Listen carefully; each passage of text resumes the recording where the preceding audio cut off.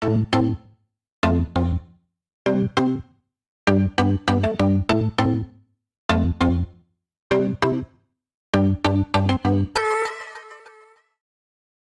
mga ka-nice! Welcome to my vlog! So, excited ako today kasi ito na di-deliver na ang aking mga in-order na crafted plants para sa aking Resi Farm.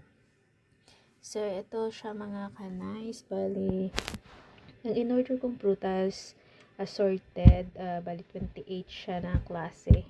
28 lahat. Meron siyang kalamansi, guyabano, rambutan, pungkan, dalandan, lansones, red guava, avocado, cardinal, chico, Davao pomelo, santol bangkok, langka, tanglad, sampalok, seedless duhat, durian, atis, meron din. Tsaka meron akong dwarf coconut na golden at tsaka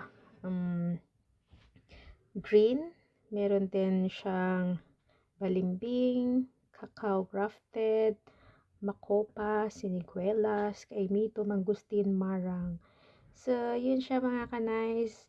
Meron akong in-order ng mga kaimito kasi napaka-meaningful sa akin ito. Organic fruits kasi ito. At ito kasi yung naalala ko nung kabataan namin. Pagpupunta kami sa bukid, ito yung kinakain namin. Yung akit kami sa duhat, kaimito, siniguelas, 'di ba? Parang doon ko kasi naaalala yung aking pagkabata na yung mga karanasan namin nung lumaki kami sa farm. So, excited na ako kasi syempre, 'di ba, after 2 years, pwede na siyang mamunga. Pag-uwi ko ulit doon, may mga prutas na akong pipitasin. So, syempre, pag pumunta yung aking family, mga friends, 'di ba? So, mai-enjoy din nilang magstay doon sa aming mini farm dahil may mga prutas sila na pinipitas, 'di ba? So, mai-enjoy nila yung kanilang pagbisita doon. So, yun mga ka-nice, 'di ba?